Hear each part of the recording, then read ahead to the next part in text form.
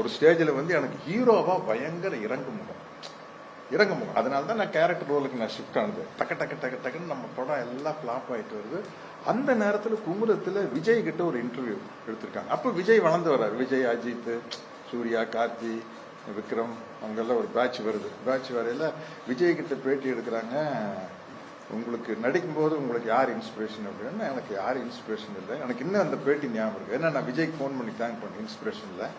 சில சமயத்தில் வந்து எனக்கு ஒரு டயலாக் கொடுத்தா இந்த டயலாக் சத்யராஜ் சார் பிரச்சனை எப்படி இருக்குன்னு நினைச்சு பார்ப்பேன் அப்படின்னு சொல்லிட்டு என்ன மாதிரி கேரக்டர் நடிக்கணும் ஆசைன்னு எனக்கு அமைதிப்படையில் அம்மாவாசை சத்யராஜ் அம்மாவாசை கேரக்டர் நடிச்சாரு. அந்த மாதிரி எனக்கு ஒரு கேரக்டர் நடிக்கணுங்கிறது என்னோட ஆசைன்னு விஜய் பேட்டி கொடுத்தாரு. நான் ஃபோன் பண்ணி விஜய்க்கு தேங்க் பண்ணேன். விஜய் ரொம்ப தேங்க்ஸ் விஜய், என்ன நம்ம இறங்கிட்டு இருக்கிற நேரத்தில் வளர்ந்து வர ஒரு ஹீரோ வந்து இப்படி என் பேரை மென்ஷன் பண்ணு. ஏன்னா நம்ம சும்மாவே அடிக்கல. ஹாலிவுட் ஹீரோனா அவர் ராபர்ட் டி நீரோ மாதிரி நடிக்கணும், மார்லன் பிராண்டோ மாதிரி நடிக்கணும், டாம் க்ரூஸ் மாதிரி நடிக்கணும். நார்த் இந்தியாவில் நான் இப்படி ஷாருக் கான், சல்மான் கான் மாதிரி ஒரு கேரக்டர் பண்ணணும் அப்படின்னு சொல்லல. சொல்லாமல் இறங்கிட்டு இருக்கிற ஹீரோ பேரை சொல்லி நீங்கள் சொன்னது ரொம்ப பெரிய விஷயம். இது ரொம்ப தேங்க்ஸ் அப்படின்னு அவருக்கு நன்றி சொன்னேன். இதெல்லாம் அமைதிப்படை பற்றி பேச ஆரம்பித்தா டைம் பத்தாது.